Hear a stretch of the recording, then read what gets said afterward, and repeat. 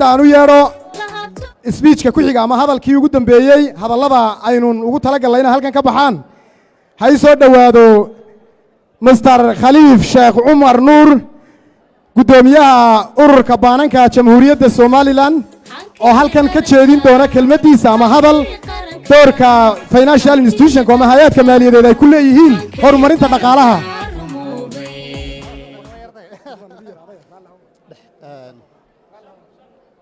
بسم الله الرحمن الرحيم وبه نستعين على أمور الدنيا والدين وأصلي وأسلم على من لا نبي بعد سيدنا ونبينا محمد صلى الله عليه وسلم ugu waxaan halkan ugu horeyn salaamayaa mudane madaxweyne ku-xigeenka Jamhuuriyadda Somaliland golaha wasiirada agaasimayaasha xildhibaanada madaxda qaranka iyo dhammaan waalidiinta sharafta badan sidoo kale ardayda maanta aynu u joogno xafladooda ayaan aad iyo aad u salaamayaa runtii aniga farxad aad iyo aad u weyn ayay ii tahay ka soo qaybgalka xafladdan bilicda san ee boqoran sharaf bay ii tahay shalay ka maalin halkaas ayaan fadhiyey waxaan jeclahay dhallinyarta halkaa fadhidaa inaan xusuusiyo inay jiilalkii ka horreeyey ka nasiib badan yihiin maanta waxaad ku qalin jebinaysaan dalkiinnii hooyooyinkiin iyo aabbayaashiin oo idinla jooga ayaa garbihiinna fadhiya oo aad ku duulaysaan gurigiinnii ayaad wax ku barateen oo amni iyo nabadgelya ay ka jirto dal aad jeceshihiin dhexdiisa ayaad wax ku baranaysaan oo aqoontii idinku timid waa waxaad dheer tihiin dadkii idinka horreeyey ee ogaada nimcadaa inaad ilaahay ugu shukri naqdaan ayaan soo jeedin lahaa maadaama dalkiinnii oo barwaaqaa aad ku jirtaan kelmadda lay siiyey oo la xidhiidha bangiyada iyo run ahaantii saamaynta ay ku leeyihiin dhaqaalaha halkan umaydaan iman lagjar oo runtii waad ku soo daasheen muddo dheer lagjaradii laydiin jeedinayey laakiin laba kelmadood ayaan ka tilmaami doonaa doorka ay baananku ku leeyihiin barbaarinta dhaqaalaha bulshada sidaba bangiyadu waxay u dhaxeeyaan laba qolo qof dhaqaalihiisa dhiganaya oo sayfin u baahan meel baydhsan oo badbaadsan loo dhigo sidoo kale qof maskaxdiisa maalay oo halabuur la yimid oo u baahan investment labadaa qole ayay baananku u dhaxeeyaan doorka ay bangiyadeennu ka qaadanayaan dalkeenna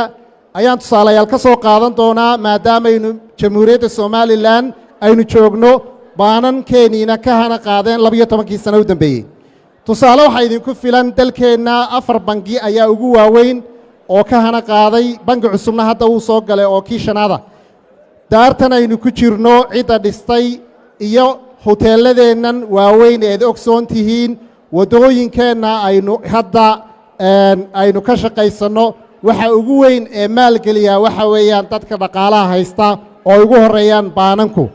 baananku dalkeenna waxay ku maalgeliyaan leefallo kala duwan leefal shakhsi qof ganacsato yaryar ka mid ah oo halabuurkiisii lagu maalgelinayo iyo qof ganacsi weyn la yimid oo halabuurkiisu uu ka ballaadhan yahay oo saamayn ku leh dhaqaalaha dalkeenna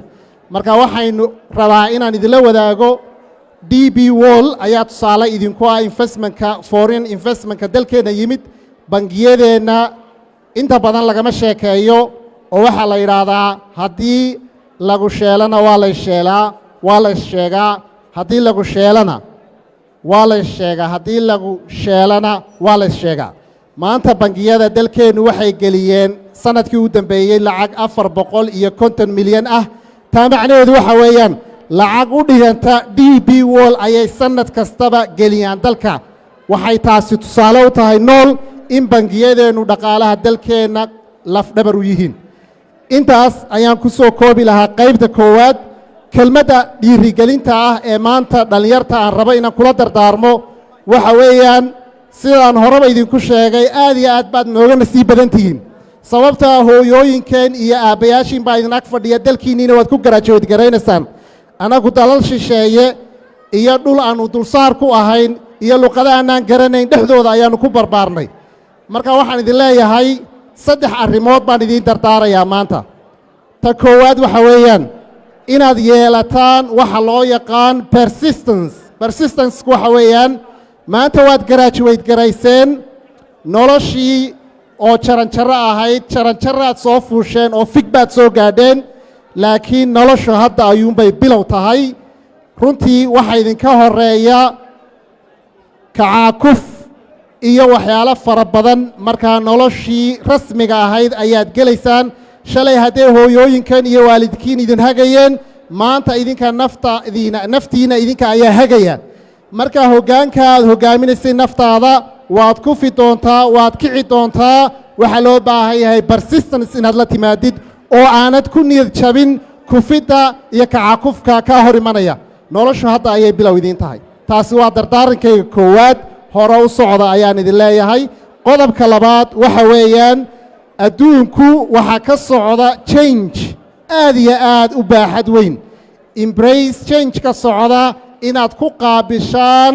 qalbi furan iyo laab fayoob ayaan idiin soo jeedin lahaa oo aydaan ka cabsan changeka waxa loo yaqaan hal abuur baa ka imaan kara changeku waxaa imaanaya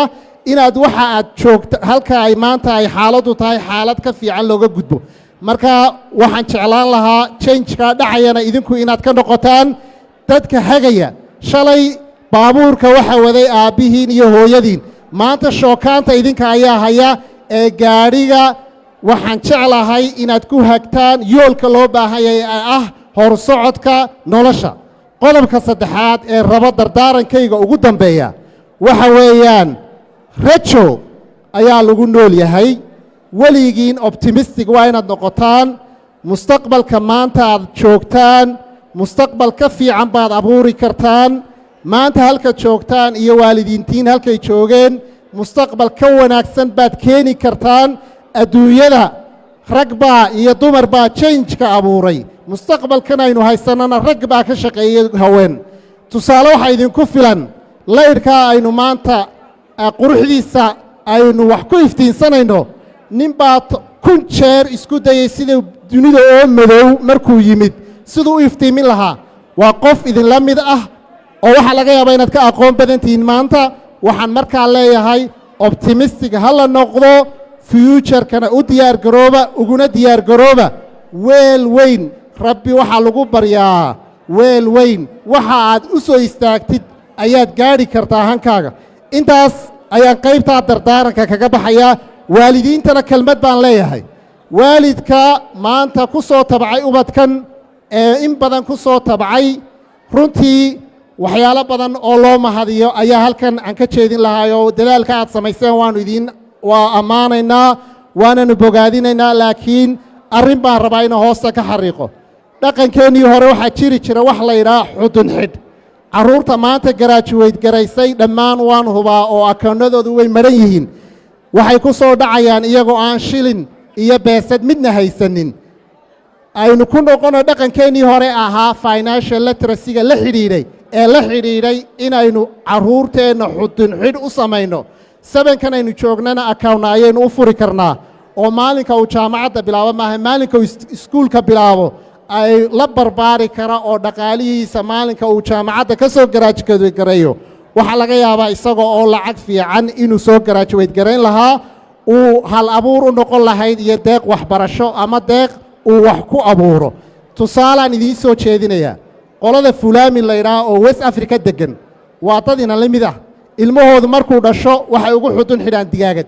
maalinka uu digaagaddaasi u kobacdo ay u noqoto ilaa 50 digaagadood waxaa haddana ku xiga waxay u soo iibiyaan neef adhiya neefka adhigii markuu tarmo waxay u soo iibiyaan neef lo ah neefkaa lo-i markuu u tarmo sidaas ayay u socotaa maalinka uu 20 jir noqdo isaga oo kayn adhiya haysta oo kayn lo-a haysta ayuu garaajuweyd gareeyaa uu waxbartaa dhaqaalena hodanka ah carruurteenniina waxay ku soo dhacayaan iyagoo oon dhaqaale haysan tusaalaha ugu dambeeya een dhallinyarta u sheegaya waxaa weeyaan 400 oo arday dad ku dhow ayaa maanta garaajuweyd gareeye waxaa laga yaabaa 400 ee arday ee garaajuweyd gareeye nin walba inuu haysto iphone-ka aad haysataan waa 1200 ugu yaraan haddii lacagtaa aynu safe garayn lahayn $500,000 bay noqon lahayd investment fiican idiin noqda waa tusaale nool tusaalaha kale raba inaan idiin soo jeediyaa waxa weeyaan maaha waxaad haysatid waxa hodan kaa dhiga ee waa sidaad u tashiilatid eed u badbaadsatid nin Mike Tyson la yidhaa wuxuu ka mid ahaa dadka ugu maalqabeennada ah ugu badan ee dalka Maraykanka ku nool waa boxingkii weynaa ee taqaaneen waxa uu haystay hantidiisu 400 oo milyan lacag ka badan haddana maadaamuuna financial literacy aqoon u lahayn waxaa lagu yeeshay dayn ka badan 40 milyan lacagtiisii uu lahaa ee 400 ee milyan ahayd maanta wuxuu ka taagan yahay maaragtay faqri marka waxaan ugu dambayn idin leeyahay waxaad haysataan haddii aad baydhsataan biri ayaad ku badbaadi kartaan waana idin salaamayaa wassalaamu calaykum waraxmatullaahi wabarakaatu